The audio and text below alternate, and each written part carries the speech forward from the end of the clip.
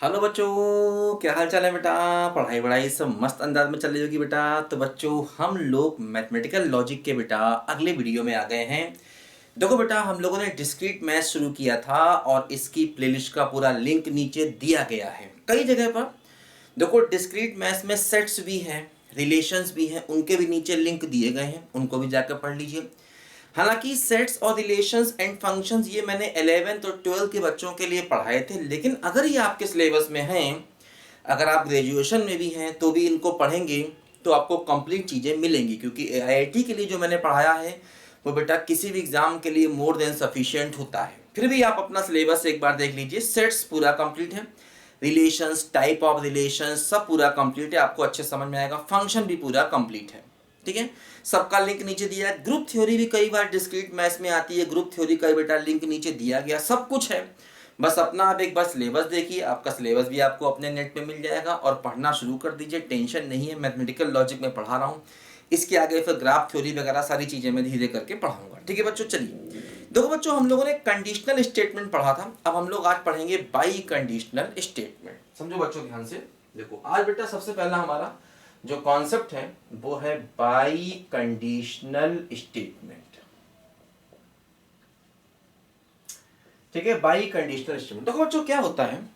By conditional statement ऐसे होता है, पी डबल इंप्लाई क्यू, है ना। पी जैसे कि कंडीशनल में सिंगल इंप्लाई था, यहां पर बच्चों डबल इंप्लाई है, तो पी डबल इंप्लाई क्यू। इसका देखो मतलब क्या होता है, इसका मतलब होता है P if and only if Q, है ना। देखो इसमें क्या होता है, इसमें अगर P है तो Q प्रूव करना होता है और अगर Q है तो P प्रूव करना होता है। मतलब हमें अपने रिजल्ट को दोनों तरफ से प्रूव करना होता है, P के होने पर Q और Q के होने पर P, है ना। इसको हम लोग देखो P if and only if Q भी कहते हैं बच्चों, या इसको हम ऐसे भी कहते हैं P I double F Q। I double F का मतलब भी यही होता है, इफ एंड ओनली इफ, है ना। आई डबल एफ का मतलब भी यही होता है, इफ एंड ओनली इफ। या इसको हम ऐसा भी कहते हैं कि P is necessary and sufficient for Q। P is necessary and sufficient for Q, ऐसा भी इसको हम लोग कहते हैं। देखो ध्यान दो, इसको उल्टा भी बोल सकते हैं, इसको ऐसे भी लिख सकते हैं Q डबल इंप्लाई P, या ऐसा भी कह सकते हैं Q if and only if P, या ऐसा भी कह सकते हैं Q is necessary and sufficient for P, ऐसा भी इसको हम कह सकते हैं, ठीक है। तो ये बच्चों क्या होता है, एक प्रकार का कनेक्टिव्स है। मैंने बताया था कनेक्टिव का मतलब दो स्टेटमेंट को आपस में ऐड करने के लिए, जैसे कि कंजंक्शन था, डिसजंक्शन था, कंडीशनल स्टेटमेंट था। तो देखो यहाँ पर ये बाई कंडीशनल स्टेटमेंट है। देखो इसमें क्या होता है बच्चों, हम लोग इसकी ट्रुथ टेबल देखो, इसमें एक बात और समझो। जैसे P डबल इंप्लाई Q जो होता है, इट इज इक्विवेलेंट टू क्या बोलो, P imply Q and intersection Q imply P। ऐसे भी हम इसको कहते हैं कि मतलब P डबल इंप्लाई Q जो है वो इसके इक्विवेलेंट होता है। ये इसको याद रखने का बच्चों एक तरीका है। P डबल इंप्लाई Q बराबर P imply Q and intersection Q imply P। देखो जैसे कि जब हम इसकी ट्रुथ टेबल बनाते हैं तो बच्चों इसमें क्या होता है, इसका यूज होता है। जैसे क्या होता है कि मान लीजिए मैंने P बनाया, फिर मैंने Q बनाया, फिर मैंने P इंप्लाई Q बनाया, फिर मैंने क्या किया Q इंप्लाई P बनाया, फिर मैंने क्या किया P इंप्लाई Q का मैंने इंटरसेक्शन लिया Q इंप्लाई P से। ऐसे करके देखो मैंने यहाँ पर बनाया। देखो समझो ध्यान से, मान लो मैंने TT लिया, मान लो मैंने TF लिया, मान लो मैंने FT लिया, और मान लो मैंने FF यहाँ पर लिया। देखो समझो ध्यान से, देखो क्या होता है। जैसे T इंप्लाई T में T होता है, T इंप्लाई F में F होता है, F इंप्लाई T में T होता है, F इंप्लाई F में T होता है, ये हम जानते हैं। अच्छा, Q इंप्लाई P करोगे तो Q इंप्लाई P में क्या होता है, ये ट्रुथ टेबल मैंने बताया पिछले वीडियो में बताई थी कंडीशनल वाली, इसको जाकर पढ़िए, पूरी प्लेलिस्ट का देखो बेटा लिंक नीचे दिया गया। देखो T इंप्लाई T T होता है, एफ इम्प्लाई टी, टी होता है, टी इम्प्लाई एफ, एफ होता है, और टी इम्प्लाई एफ फिर से सॉरी, हाँ ठीक है, टी इम्प्लाई टी, टी हो गया, एफ इम्प्लाई टी हो गया, टी इम्प्लाई एफ, एफ हो गया, और एफ इम्प्लाई एफ क्या हो गया, टी हो गया। अब इन दोनों का इंटरसेक्शन ले लो, तो टी टी का टी हो गया, टी एफ का एफ हो गया, एफ टी का एफ हो गया, और टी टी का फिर से टी हो गया। तो ये बच्चों इसकी देखो फाइनली ट्रुथ टेबल आ गई। ये आ गई किसकी, ये आ गई हमारी पी डबल इम्प्लाई क्यू की ट्रुथ टेबल। तो P डबल इम्प्लाई क्यू की देखो ये फाइनल ट्रूथ टेबल। अगर इसमें देखो खास तौर पे क्या हो रहा है, जब दोनों T हैं तो भी आंसर T है, ठीक। एक T एक F है तो आंसर F है, एक F एक T है तो आंसर F है, और जब दोनों F हैं तभी देखो यहाँ पर क्या हो रहा है बच्चों, आंसर T हो रहा है। इस बात को जरा यहाँ पर ध्यान से समझो। तो ऐसे याद कर सकते हैं, जब दोनों सेम है तो आंसर ट्रू है, दोनों T है तो T है, दोनों F है तो T है, एक T है एक F है तो यहाँ पर आंसर F है। तो डबल इम्प्लाई बच्चों यहाँ पर देखो इस तरीके से ट्रुथ टेबल हम लोग यहाँ पर बना सकते हैं, ठीक है। देखो जैसे कि इसमें क्या होता है, बहुत से क्वेश्चन ऐसे करके यहाँ हम बना सकते हैं जिनकी हम लोग ये चेक कर सकते हैं कि पूरा का पूरा स्टेटमेंट ट्रूथ होगा या फॉल्स होगा। जैसे कि मान लो मैंने कहा, मैंने एक क्वेश्चन लिया यहाँ पर, मैंने कहा कि for example 3 + 2 = 6 if and only if 2 + 1 बराबर 2 + 4 बराबर 8। मान लो मैंने ऐसे कहा, तो देखो यहाँ पर जैसे ये P हो गया और मान लो ये Q हो गया, ये P हो गया ये Q हो गया, तो P क्या है, फॉल्स है, P क्या है, फॉल्स है, और Q भी क्या है, फॉल्स है।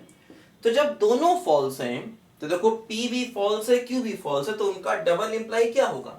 देखो जब दोनों फॉल्स हैं तब भी उनका डबल इंप्लाई क्या है, ट्रू है। तो इसका मतलब फाइनली ये पूरा का पूरा स्टेटमेंट जो है वो ट्रू माना जाएगा। तुम सोचोगे यार ये कैसे हो गया, दोनों फॉल्स हैं फाइनल स्टेटमेंट ट्रू हो गया, तो ये हो गया है ना, यही माना जाता है, मैथ्स यही मानता है। इसमें आपकी और हमारी नहीं चलेगी, ये बताया गया कि भाई ऐसे करके ये होती हैं चीजें, ठीक है ना, ये बात समझो ध्यान से, ठीक है। दोनों ट्रू हैं तभी डबल इंप्लाई ट्रू होगा, दोनों फॉल्स हैं तभी डबल इंप्लाई ट्रू होगा, और एक ट्रू एक फॉल्स है तो डबल इंप्लाई यहाँ पर देखो बच्चों फॉल्स होगा। इस बात को जरा यहाँ पर दिमाग में अपने उतार लीजिए। तो इसको लिखो जरा जल्दी से, बाई कंडीशनल को, ठीक है ना। अच्छा अब देखो इसके बाद हम लोग इसमें पढ़ेंगे अलजेब्रा ऑफ प्रोपोजिशन। देखो क्या होता है बच्चों, जैसे कि हम लोग सेट्स में बहुत से कॉन्सेप्ट पढ़ते हैं सेट्स के, तो उससे सारे मिलते जुलते कॉन्सेप्ट बेटा यहाँ अलजेब्रा में भी होते हैं। सेट्स मैंने पढ़ा दिया है, नीचे लिंक दिया गया है। हालांकि वो मैंने क्लास 11 के लिए पढ़ाया, लेकिन वो मोर देन सफिशिएंट है, बहुत अच्छे डिटेल से मैंने पढ़ाया है, उसका लिंक नीचे दिया गया, जाकर पढ़ लीजिए। 2 अलग अलग चैनल में पढ़ाया है, मतलब है वो वीडियो सेम 2 जगह अपलोड है। HD मैथमेटिक्स चैनल पे भी मेरे वीडियो अपलोड है, और एक मेरा स्पेशल चैनल है जो सिर्फ IIT के लिए है, ज्ञान कोश IIT मैथ्स, उसमें भी वो वीडियोस अपलोड है। हालांकि दोनों सेम वीडियो हैं, हालांकि जनरली ज़्यादातर वीडियो अलग अलग है दोनों चैनल पे, लेकिन कुछ टॉपिक में कई बार वीडियो दोनों में सेम है, कोई बात नहीं, 2 जगह अपलोडेड है। ज्ञान कोश IIT मैथ्स में डिटेल्ड है, मतलब सारे वीडियोस हैं। HD मैथमेटिक्स में हो सकता है कि वीडियो कम हो जाए, आगे पीछे हो जाए, लेकिन ज्ञान कोश IIT मैथ्स में जाके पढ़ेंगे तो आपको सारे वीडियो सीक्वेंस वाइज मिलेंगे। तो क्लास 11th में मैंने सेट्स पढ़ाया है, अच्छे से जाके पढ़ लीजिए। मैं बार बार बोलता हूँ, नीचे लिंक दिया गया, एक बार पढ़ के देखिए, मज़ा ना आए तो फिर सजा हो जाएगी।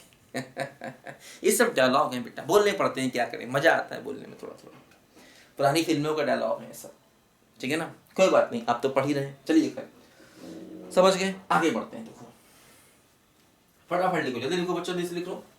अब देखो हम लोग पढ़ते हैं अलजेब्रा ऑफ प्रोपोजिशंस। एक रास्ता है जिंदगी जो थम गए तो कुछ नहीं, ये कदम किसी मुकाम पे जो जम गए तो कुछ नहीं। एक रास्ता है जिंदगी जो थम गए तो कुछ नहीं।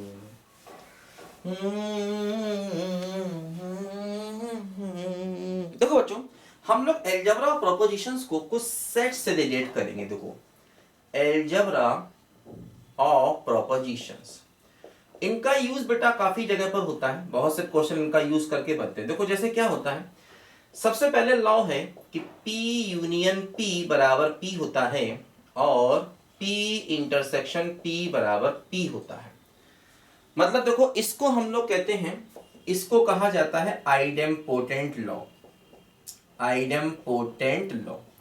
देखो ये लॉ कहां से आया, जैसे कि मान लो अगर मैंने एक सेट ए लिया तो ए का अगर हम ए से यूनियन करेंगे तो वो ए ही आएगा, और अगर ए का ए से इंटरसेक्शन करेंगे तब भी वो ए ही आएगा। ठीक है, यूनियन इंटरसेक्शन मैंने सेट में पढ़ाए हुए हैं। मैं एलजबरा को मतलब यहाँ पर मैं सेट से रिलेट कर रहा हूँ, जिससे याद रखने में काफ़ी आसानी रहती है। आप ऐसे भी देख सकते हैं, यूनियन आप समझते हैं, जैसे एक सेट मान लीजिए ए बी सी है और एक सेट मान लीजिए मेरे पास है बी सी डी ई।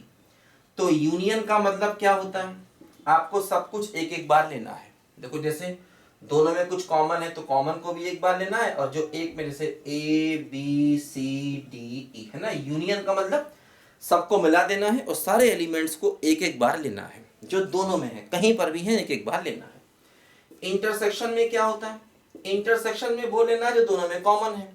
जैसे बी और सी दोनों में कॉमन है तो इंटरसेक्शन में केवल कॉमन वाले आएंगे जो दोनों में दिखाई दे रहे हैं। ठीक है, तो इस तरीके से अगर आप ए और ए का यूनियन लेंगे तो कंफर्म है ए ही आएगा, है ना, और अगर आप ए और ए का इंटरसेक्शन लेंगे तभी कंफर्म है ए ही आएगा। तो वही यहाँ पर लॉ है। सेट्स में भी इसको आइडेम्पोटेंट लॉ कहा जाता है। यहाँ पर भी देखो ये वही लॉ है, ये अपना यूनियन हो जाता है और ये अपना इंटरसेक्शन हो जाता है। ठीक है ना, ये बात हम लोग जानते हैं पहले से भी। बोलो बेटा, देखो सेकेंड लॉ देखो बच्चों, यहां पर ये होता है, इसे हम एसोसिएटिव लॉ कहते हैं कि P union Q union R बराबर ये होता है P union Q union R, है ना। बोलो बेटा, बात समझे, ये बात आप समझते हैं अच्छे से, ये सब मैंने बेटा पढ़ाया हुआ है आपको। ठीक है ना, देखो अब यहां पर ये अपना हो गया एसोसिएटिव लॉ, है ना। यही चीज बिल्कुल इंटरसेक्शन में भी है कि P intersection Q intersection R बराबर P intersection Q intersection R। मतलब देखो तीन चीजें हैं और यहाँ पर ब्रैकेट इसमें लगा है, यहाँ ब्रैकेट इसमें लगा है, दोनों में कोई फर्क नहीं होता। और यही बिल्कुल सेट्स में भी होता है कि A union B union C अगर है तो इसको हम A union B union C लिख सकते हैं। और इसी प्रकार यहाँ पर भी A intersection B intersection C बराबर A intersection B intersection C ऐसा लिख सकते हैं। और इसको हम लोग कहते हैं एसोसिएटिव लॉ। इसको कहा जाता है क्या, बोलो, एसोसिएटिव लॉ। तो ये बात हमें बच्चों यहाँ पर ध्यान रखनी है कि इस तरीके से हम लोग यहाँ पर ये चीज करते हैं। ठीक है, देखो जैसे ये क्या था, मैंने बताया था, इसको हम इस वाले सिंबल को डिसजंक्शन भी कहते हैं। शॉर्ट में हम यूनियन बोलते हैं, वैसे डिसजंक्शन, और ये क्या होता है अपना इंटरसेक्शन वाला क्या होता है, कंजंक्शन। ये मैंने बताया था आपको, यूनियन वालों को डिसजंक्शन, यूनियन वालों को डिसजंक्शन, है ना। इस सिंबल को हम डिसजंक्शन कहते हैं और इस सिंबल को हम क्या बोलते हैं, बोलो, कंजंक्शन, है ना, अपने लॉजिक में।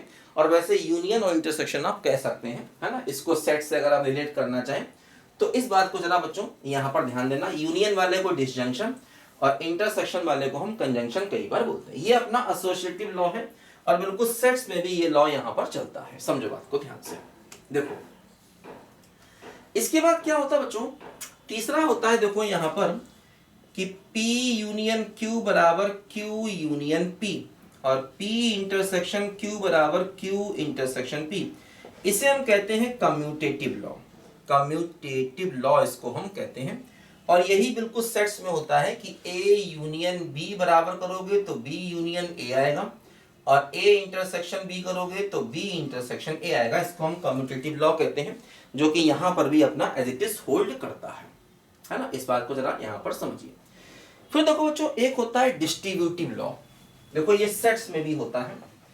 इसमें क्या होता है डिस्ट्रीब्यूटिव लॉ में, है ना, ये मैं सेट्स से रिलेट इसलिए कर रहा हूं क्योंकि सेट्स को हमने समझा हुआ है, नहीं समझा हुआ जाके समझ लीजिए। सेट्स भी हो सकता है आपके यहाँ डिस्क्रीट मैथ्स के सिलेबस में हो, जो मैंने पढ़ाया हुआ है, अच्छे से पढ़ाया हुआ, नीचे लिंक दिया है। देखो जैसे क्या होता है, A intersection B union C अगर है तो इसको हम लिखते हैं A इंटरसेक्शन B और यूनियन A इंटरसेक्शन C। मतलब देखो A का इंटरसेक्शन B के साथ, फिर यूनियन A का इंटरसेक्शन C के साथ। इसी प्रकार देखो यहाँ पर भी A union B intersection C है तो क्या होगा, ए का यूनियन बी के साथ, ए का यूनियन बी के साथ इंटरसेक्शन ए का यूनियन सी के साथ। ऐसे देखो यहां पर हम कहते हैं, इसको हम कहते हैं डिस्ट्रीब्यूटिव लॉ। मतलब इंटरसेक्शन यूनियन पर डिस्ट्रीब्यूट हो गया और यहां पर यूनियन इंटरसेक्शन पर डिस्ट्रीब्यूट हो गया, तो इसको कहा जाता है डिस्ट्रीब्यूटिव लॉ। डिस्ट्रीब्यूटिव लॉ इसको हम लोग कहते हैं। देखो वही चीज यहां पर भी है।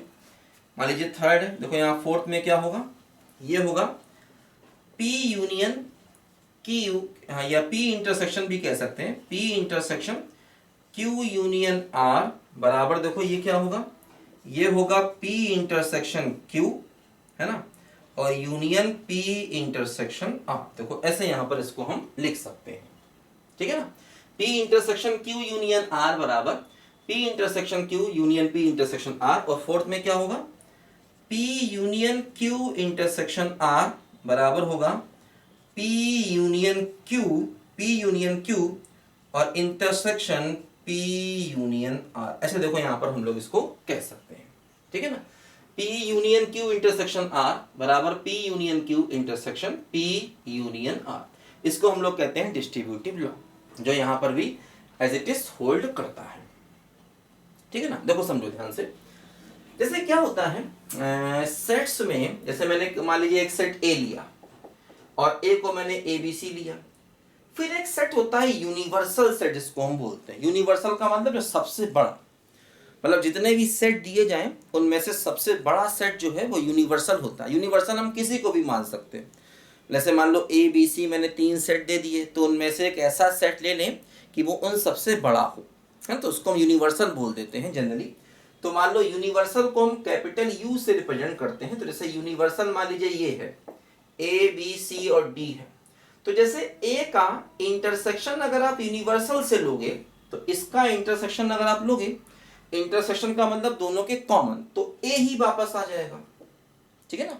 और अगर ए का यूनियन यूनिवर्सल से लोगे, ये क्या है इंटरसेक्शन, ये है यूनिवर्सल, ये है यूनियन का सिंबल और ये है यूनिवर्सल का सिंबल।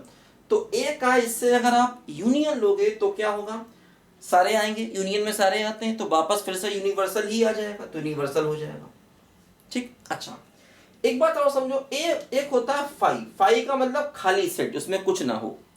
तो जैसे ए का यूनियन अगर आप फाई से लेंगे तो आंसर ए आएगा, और ए का इंटरसेक्शन आप फाई से लेंगे तो आंसर फाई आएगा, है ना। फाई का मतलब जिसमें कुछ भी ना हो, खाली।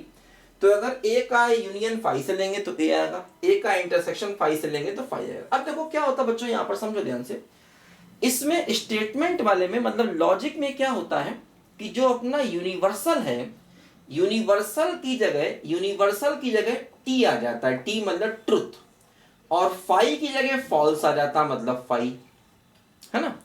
मतलब यूनिवर्सल की जगह हम ले लेंगे टी मतलब ट्रुथ, वैल्यू उसकी टी है, सही है वो, और फाई की जगह ले लेंगे फॉल्स। देखो उससे बहुत सारे रूल यहां पर बच्चों बन जाते हैं। जैसे कि मान लो ए का मतलब जनरल स्टेटमेंट पी, तो पी का अगर मैं इंटरसेक्शन लेता हूं यूनिवर्सल का मतलब हो गया टी, तो आंसर क्या आएगा, पी ही आएगा, है ना। देखो इसको ऐसे भी समझ सकते हैं कि जैसे मान लो मैंने पी लिया और टी लिया, अब P में क्या क्या पॉसिबिलिटी है, T हो सकता, F हो सकता, लेकिन T का मतलब दोनों में ही T। तो अगर मैं इन दोनों का इंटरसेक्शन लेता हूं तो TT का इंटरसेक्शन T और TF का इंटरसेक्शन फिर से क्या हो जाएगा F।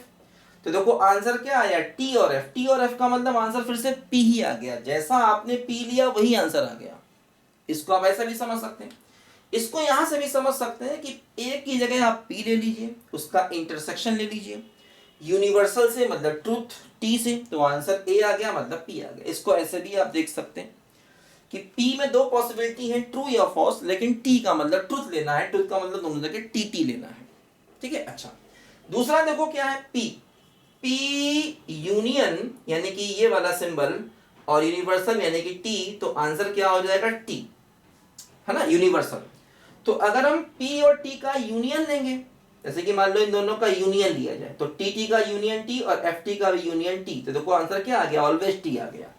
तो वही चीज देखो यहां पर भी होगी। दूसरा देखो ए का मतलब पी पी का यूनियन लेना है किससे, फाई से। फाई का मतलब फॉल्स, तो आंसर क्या आएगा, ए का मतलब पी, है ना। जैसे कि आप इसको यहां से भी देख सकते हैं, ए की जगह पी ले लिए, या ऐसे भी देख सकते हैं, जैसे मान लो आपने पी लिया और आपने एफ ले लिया। पी में दो पॉसिबिलिटी है, टी और एफ, एफ का मतलब दोनों जगह एफ। तो अगर हम दोनों का यूनियन लेंगे तो आंसर टी आएगा, दोनों का यूनियन लेंगे तो आंसर एफ आएगा, है ना। तो मतलब इन दोनों का अगर हम यूनियन लेते हैं तो ये टी आ गया, ये एफ आ गया, देखो फिर से पी के बराबर आ गया। फिर देखो ए का मतलब पी और इंटरसेक्शन फॉल्स, तो आंसर क्या आ गया, फॉल्स आ गया। तो ऐसे भी देखो इसको हम सेट से भी रिलेट कर सकते हैं, या इसको हम अलग से इंडिपेंडेंट भी देख सकते हैं, ठीक है।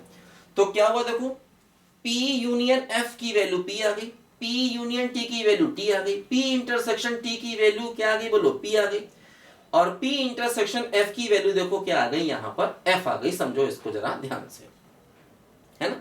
तो सेट से रिलेट करना थोड़ा इसको इजी होता है, अगर हम भूल जाएं तो इसको सेट से रिलेट करेंगे। भाई ए और यूनिवर्सल का इंटरसेक्शन लोगे तो आंसर ए आएगा, ए मतलब छोटा सेट आएगा। दोनों का यूनियन लोगे तो आंसर यूनिवर्सल ही आ जाएगा। ए का फाई से यूनियन लेंगे तो आंसर ए आ जाएगा, ए का फाई से इंटरसेक्शन लेंगे तो आंसर फाई आ जाएगा। तो यूनिवर्सल की जगह टी आ गया और फाई की जगह हमने एफ, एफ का मतलब फॉल्स, ठीक है। टी का मतलब क्या हो गया, ट्रू हो गया। बात समझ गया, इजी है काफी। अदरवाइज इनको याद रखना बहुत मुश्किल हो जाएगा, इससे रिलेट करना होगा। सेट्स के रूल अगर हमें याद है, समझ लो हमें ये प्रोपोजिशंस के रूल भी याद है। कुछ बातें देखो यहाँ पर और भी होती है, उनको भी समझ लें। तो एक तरीके से ये 5वें नंबर का रूल है ना, 4 ये थे, 5वां ये है। अब देखो छठे नंबर में क्या आता है, कुछ और बातें यहाँ पर आती हैं जिनको हम समझ लें तो अच्छा रहेगा।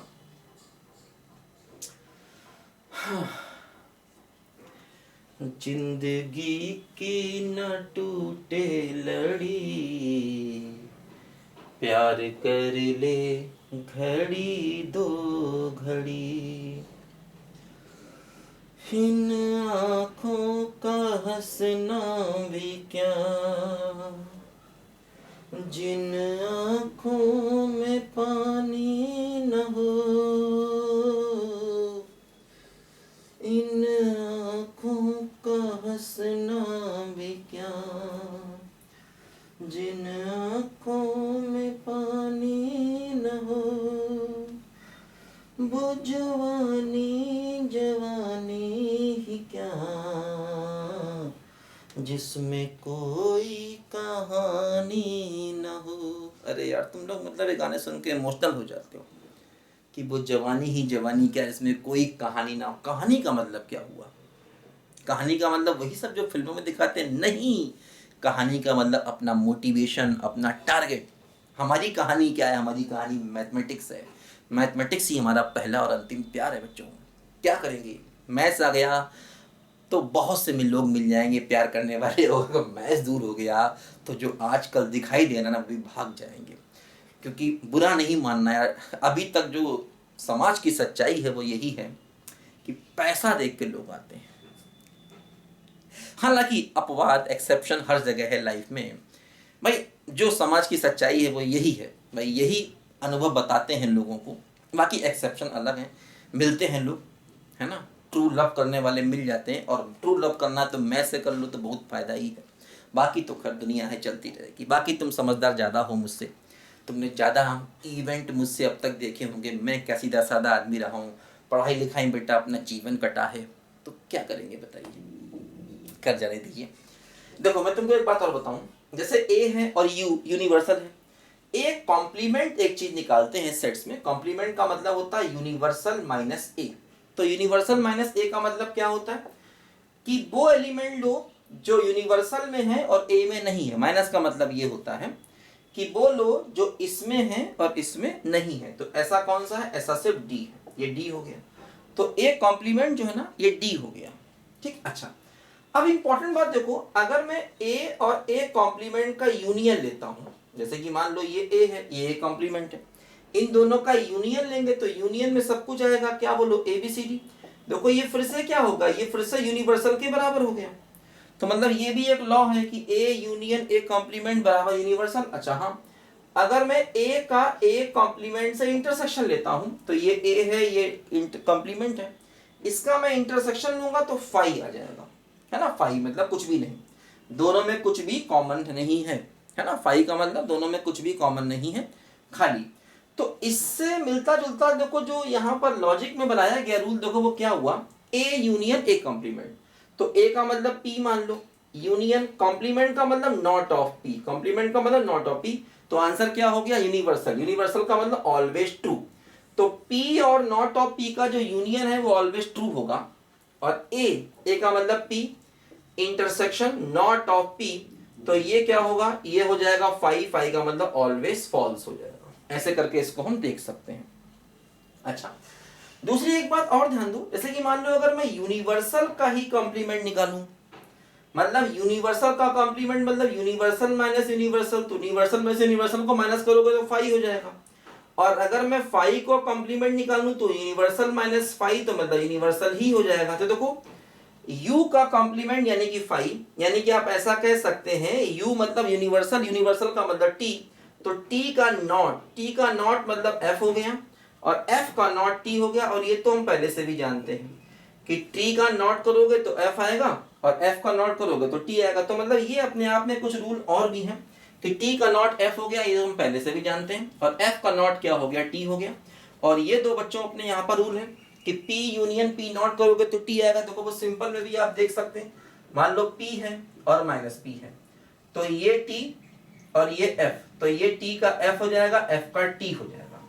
तो अगर हम P का यूनियन लेंगे माइनस P से, तो इसका यूनियन इससे लो तो T और F का यूनियन T हो गया, और ये T हो गया। तो फाइनली क्या आ गया, T आ गया। ठीक। और अगर मैं इन दोनों का इंटरसेक्शन लेता हूं, तो टी एफ का इंटरसेक्शन एफ हो गया, और टी और एफ का इंटरसेक्शन एफ हो गया। देखो ऑलवेज फॉल्स हो गया। तो पी का माइनस पी से यूनियन ऑलवेज ट्रू हो गया, और पी का माइनस पी से इंटरसेक्शन ऑलवेज फॉल्स हो गया। ये बात हम समझ गए। यहाँ पर इजी है काफी, टेंशन नहीं लेने का। टेंशन जाएगा पेंशन लेने, तो आप समझते हो अपना डायलॉग है पुराना। और डायलॉग अगर हम याद रखें तो लाइफ आसानी से कट जाती है ना। डायलॉग मतलब जो है इंडियन सोसाइटी में डायलॉग की एक बहुत बड़ी भूमिका रही है। नारे, यहाँ नारों की जो है वो भूमिका, नारे लगाए जाता है। इलेक्शन अभी देखा, नारे लगाए गए, तो नारों की ये बड़ी भूमिका है। और ये बात हमारे नेता लोग भी जानते हैं, तो सब अपने अपने नारे देते हैं, है ना। आज़ादी मिली, अच्छे अच्छे नारे लगाए गए। किसका नारा क्या था ये हम लोग बचपन में याद करते थे कि सुभाष चंद्र बोस जी का नारा क्या था, है ना। तो दूसरे लीडर का नारा क्या था, सबके अलग अलग अपने नारे हुआ करते थे, नारे लोग लगाते थे, ठीक है ना। तो डायलॉग की मतलब यहाँ पर एक बहुत इम्पॉर्टेंट वो रही है, मतलब जो इंडियन पर्सनालिटी है, जो लोग हैं यहाँ पर, ये डायलॉग में काफ़ी विश्वास रखते हैं। फिल्में देखो डायलॉग पर चलती हैं कि भाई शोले के डायलॉग बताइए सब, शोले जो डर गया समझो वो मर गया। कभी सुनाएंगे यार, शोले के डायलॉग तो अपने फेवरेट हैं, काफ़ी चलती रहेंगी कहानियाँ। खैर चलो जाने दो। तो ये बात समझ गए होंगे बच्चों कि अलजेब्रा ऑफ प्रोपोजिशन जो है, ये कैसे बेटा हम लोग यहाँ पर करते हैं अलजेब्रा ऑफ प्रोपोजिशन, ठीक है। तो इस वीडियो में हम लोग इतना रखते हैं। अगले वीडियो में बेटा हम लोग अलजेब्रा ऑफ प्रोपोजिशन को लेकर के कुछ क्वेश्चन सॉल्व करेंगे। थोड़ा थोड़ा पढ़ते हैं, बोर नहीं होंगे। बहुत लंबे लंबे वीडियो में बच्चा बोर हो जाता है, और बच्चा तो बहुत सच्चा होता है। बच्चा बोर हो गया तो पढ़ाई कैसे करेगा। बोर नहीं होना है बेटा, बस यही तो इम्पोर्टेंट बात है। पढ़ाई लिखाई में एंजॉय करना है, एंजॉय मस्त रहना है, टेंशन नहीं पालनी है ना। एंजॉय मतलब पढ़ाई में खुशी फील करना है, तभी पढ़ाई होगी, नहीं तो नहीं होगी। ठीक है बच्चों, चलिए बच्चों मिलते हैं अगले वीडियो में, तब तक के लिए बाय बाय बच्चों।